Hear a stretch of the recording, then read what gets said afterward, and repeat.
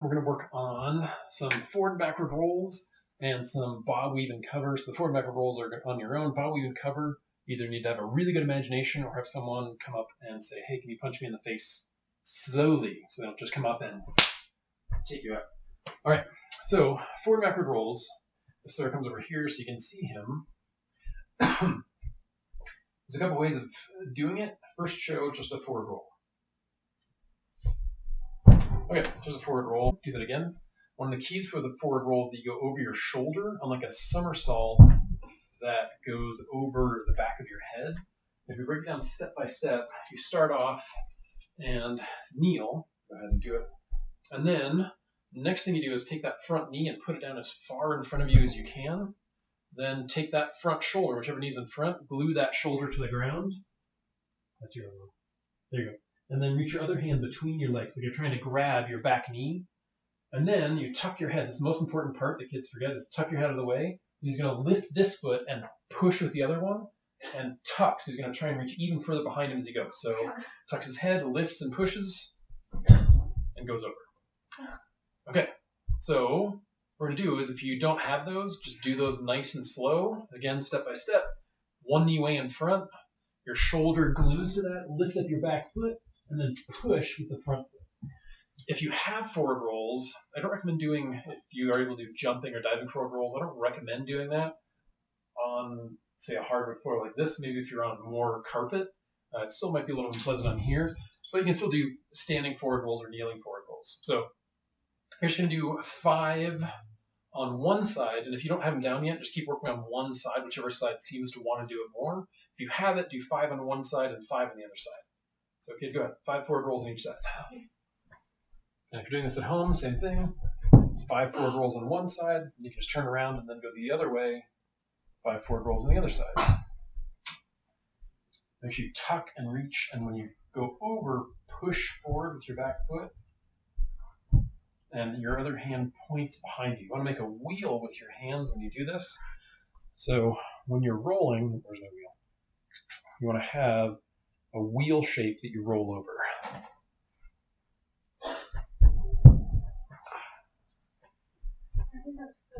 Yep. And rather than walking back, you can just roll one way and then roll the other way. Good. And then just turn around and then on the other side. And if you're already done, you can do a few extras. If you're still working on them and you don't get quite 5 per side or just 10 on your good side, fall over the side. Push forward. If you're flopping over like that, it means that you're not going across the whole side or the whole of your back. You're falling over at some point, hitting your hip. I learned these on a hardwood floor, and you learn now with more push. You want to go from shoulder to hip instead of hip to hip.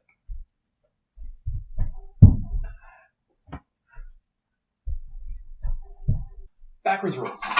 So starting with backward rolls, so if you just have a seat, it's easier to start these if you don't have them down yet on the ground, and you're going to have one arm out, your head goes the other way. I call it the stinky sock. So you've got your stinky sock, and your head goes away from the stinky sock. Then he's going to kick this leg over that shoulder, making sure that that stays on the ground. And then he's going to kick and roll all the way over to the back. One of the keys on this, if you have this down, just go ahead and do 5 both sides. Or if you're still working on getting it down, just do a bunch on one side until we move on to the next thing. It's good, kid, while I'm talking. 5 per side. And one of the keys for this is make sure your arm stays on the ground. If your head goes to the center, your head is going to be like a kickstand on a bike. And as you try and roll, your head is going to hit the ground and stop you from rolling over. On a floor like this, anything with hard wood under it or concrete or anything is going to really not be pleasant. So you want to make sure when your arm goes out, you kick and roll straight back. So try and kick a little bit more at the end so you're falling to the side. That means kick backwards just a little more at the end. If you're dizzy, this really helps me. Look at your hand and move it back and forth. Most people, it helps get a little bit less dizzy. I don't know why, but it helps for me. So make sure when you kick all the way over at the end so you don't fall over right at the last minute. All right, nice. Okay. So kick over backwards, tuck your head to the side. You can use your other hand to help as you roll over. So this might end up looking kind of like a shoulder stall if you do it slowly. Oops, I went over the wrong shoulder. So if I do this, I can, over this side, I can do it like a shoulder stall, going up. So my whole body's in the air, and I would do that before I rolled over. So that's how you keep your head from touching. Okay, so that's forward and backward roll, just the basics, nothing advanced. And then we're going to move on to bob, weave, and cover. Bob, weave, and cover is what you do if someone comes up to punch you in the face. And starting off, let's move this way so that they can have over the shoulder. So when I punch, I'm aiming. If you're having someone punch and help you by punching you. They're not actually trying to hit you in the face. But most people that are trying to help, they're going to instinctively not want to hit you, and they'll do something like this. If someone punches like that, your response is to do that, do nothing. You want to just stand there. So have whoever's helping you go slowly enough that they can bop you in the nose. So if he doesn't move, don't move. If he doesn't move, I want to lightly bop him in the nose. It's hard to not move when you've been trained to move. But if he knows how to, he wants to bob, which means he's going to move to the pinky side. You can go to the thumb side as well. So if he goes the wrong way to the thumb side, thumb is thumbs down, then he wants to weave.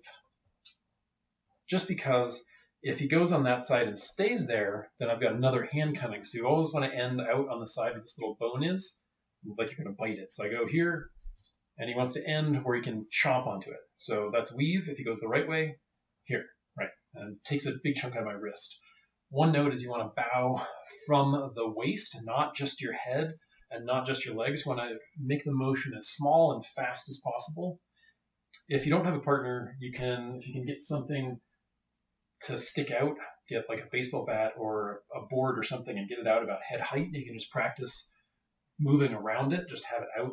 You can dodge around. So it'd just be like this, and I can just hold it out, and he can just move around it. He can bob and weave and cover around it. But he's actually got me, so I'm going to throw punches. He's going to try and bob. If he goes the wrong way, he's going to weave. I can throw in the other hand. And he's adding a parry in as well, so if you get it right, you can do a little hand check to help. If I swing at the side of his head, he's going to either weave, preferably with a cover to protect in case he was wrong, or he can just, if he sees it the last second, he can just cover, and just cover. So make sure protecting the back side of your head if you can get your arm there in time so it doesn't wrap around, especially if they're really close. But I'm going to get that arm in the way against the side swing. So I swing and it's either going to hit here or you can weave under it. Weave under it.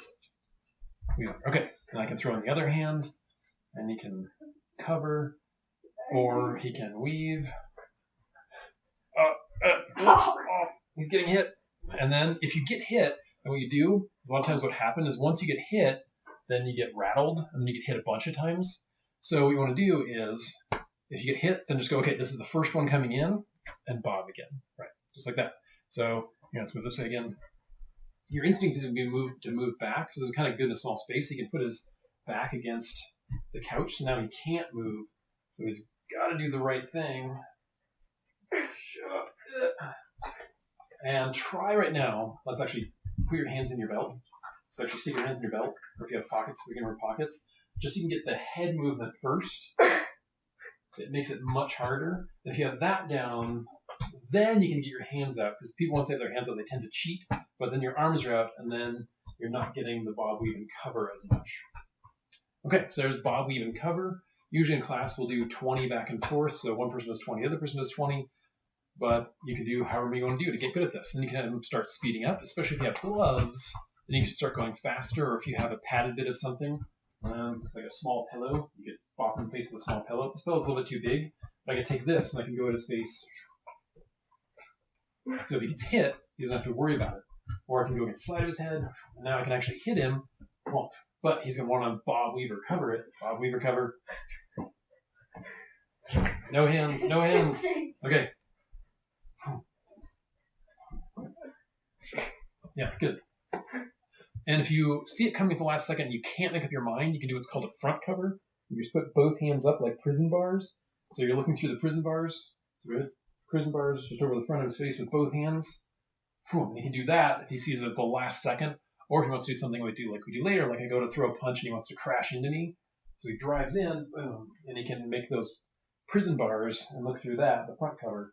So if you don't bob or weave it at the last second, you can just pick it up and hopefully they'll punch your arms instead of your face. So there you go. Bob, weave, and cover. on your own, against a post, with a pillow. And that is... Don't get cat hair. And watch out for cat hair or dog hair. Sure. If you are looking at stripes, that is yellow belt, green stripe. And that's about it. So let's finish up.